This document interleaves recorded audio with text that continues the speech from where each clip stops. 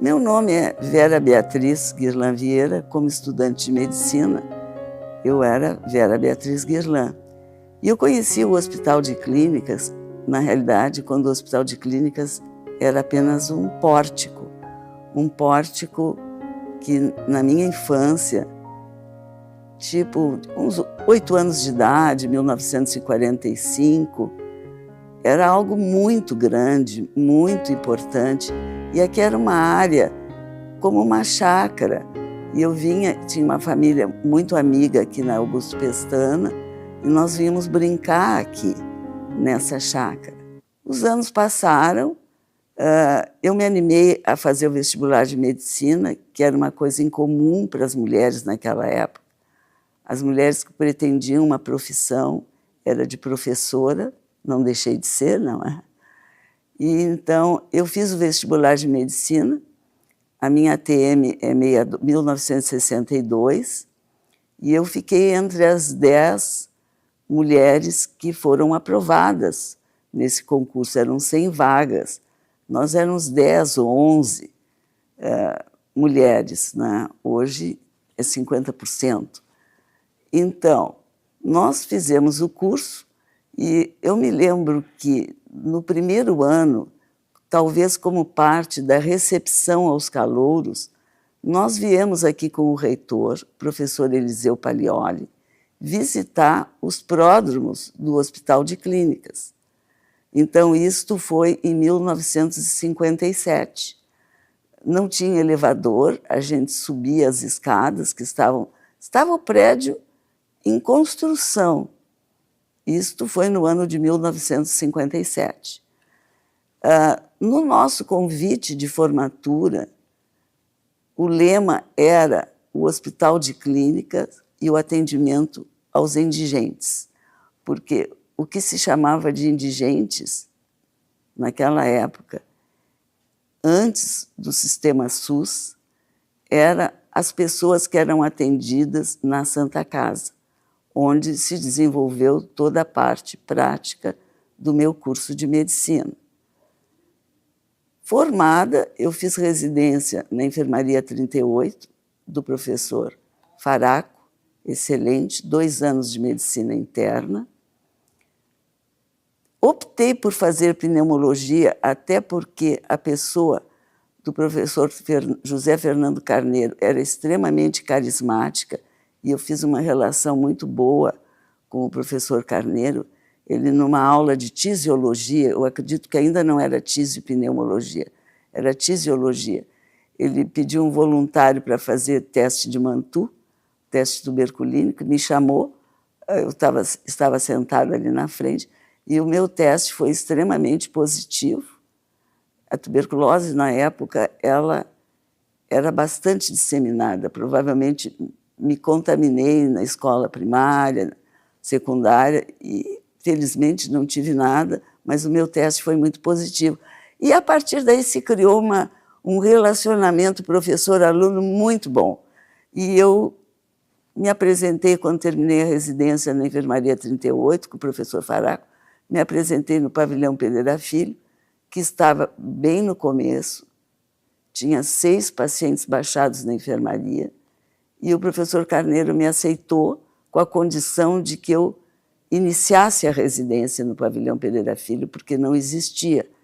Então, por mim, se começou a residência no pavilhão Pereira Filho, consegui essa vaga para o pavilhão.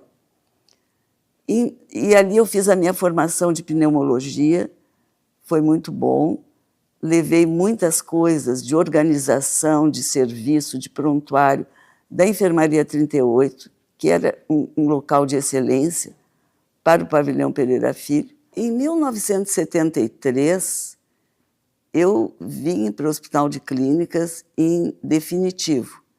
Ainda mantinha minha ligação com o pavilhão Pereira Filho.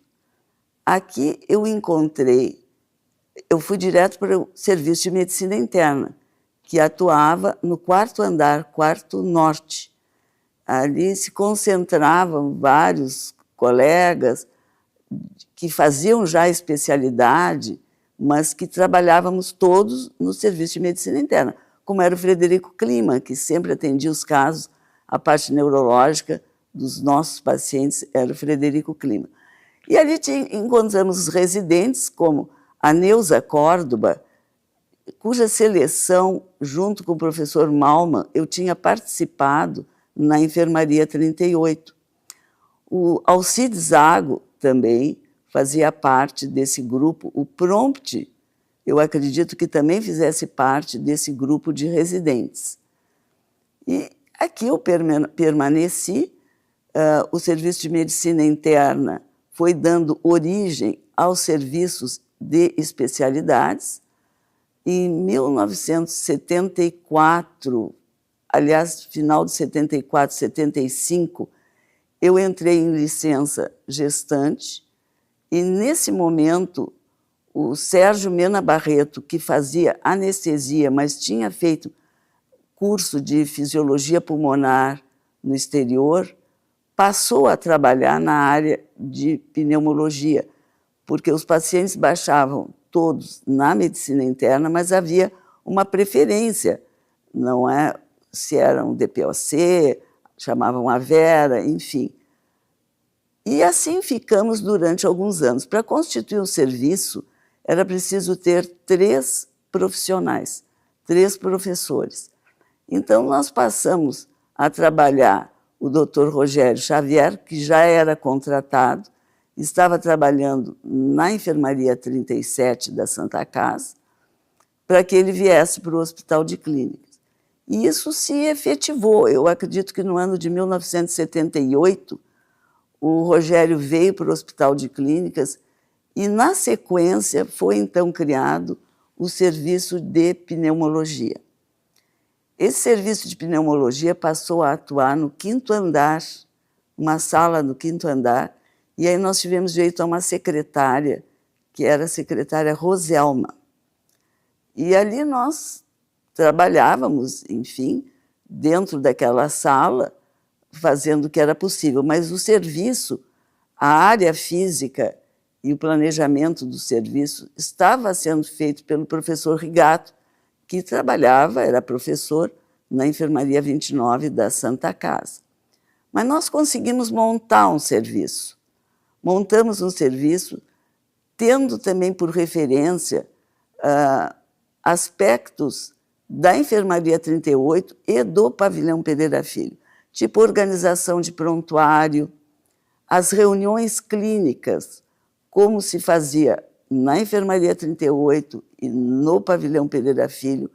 Nós conseguimos congregar várias pessoas da área clínica, o professor Ilha, mestre, enfim, de todos nós, da área da radiologia, mas de uma sabedoria incomparável, o professor Gilberto Barbosa, da cirurgia torácica, e assim e o João Carlos Prola, da citologia, da gastro, mas também uma eminência em medicina e na vida em geral. E com essas pessoas nós constituímos o serviço de pneumologia e aí nós começamos a ter os residentes em pneumologia. Esse programa de residência em pneumologia nós redigimos. Posteriormente, uma das pessoas dos residentes mais ilustres que tivemos, que foi a doutora Lucélia Ren, trabalhou comigo na planificação, no esquema de residência, onde os residentes passavam por diversas áreas, vários serviços do Hospital de Clínicas. Dentro do serviço de pneumologia, nós criamos o serviço de pneumologia infantil, porque eu tive uma experiência grande, muitos anos, trabalhando no Estado, no Centro de Saúde Modelo, como pediatra. Então, nós criamos o serviço de pneumologia infantil, que eu acredito até que tenha sido o primeiro aqui em Porto Alegre.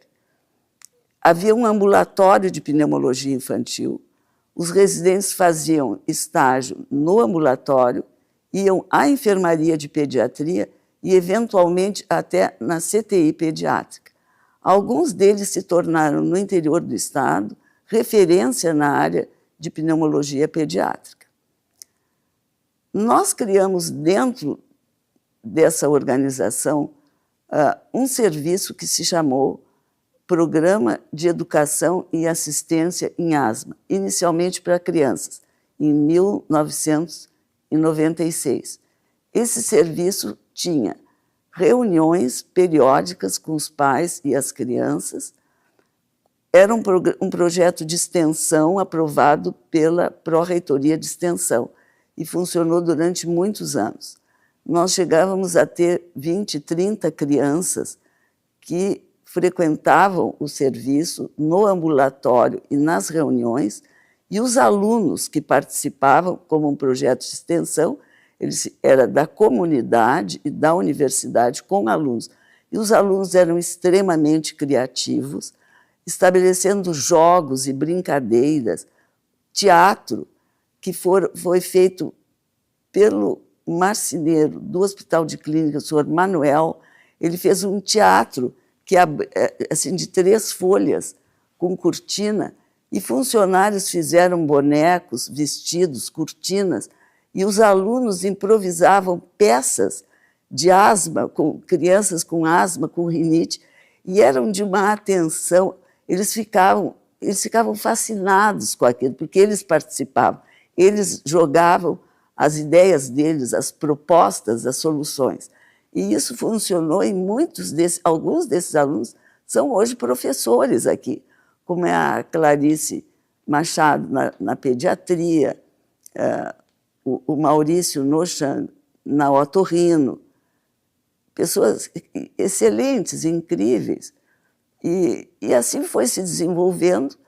Eu permaneci como chefe pro tempore do serviço, até que, em algum momento, o professor Rigato saiu da Enfermaria 29, eu acho que até fechou, não sei, enfim, e se estabeleceu aqui como chefe do serviço de pneumologia. Posteriormente ao falecimento do professor Rigato, eu assumi a chefia durante algum tempo, alternando com o Dr. Sérgio Mena Barreto, né? E, enfim, ajudamos a criar esse serviço, que é o Serviço de Pneumologia do Hospital de Clínica. Infelizmente, esse projeto que nós levamos, inclusive, para a UBS do Hospital de Clínicas, do Departamento de Medicina Social, nós levamos o projeto Asma, não mais eu como coordenadora, e permanecemos voluntariamente 10 anos ali, até que o projeto acabou se extinguindo. O das crianças ficou a cargo da Simone Fagundes, que trabalhou algum tempo, manteve algum tempo o ambulatório e o programa, mas também acabou sendo encerrado, porque ela se dedicou a outra área, a área do sono, na qual ela saiu muito bem.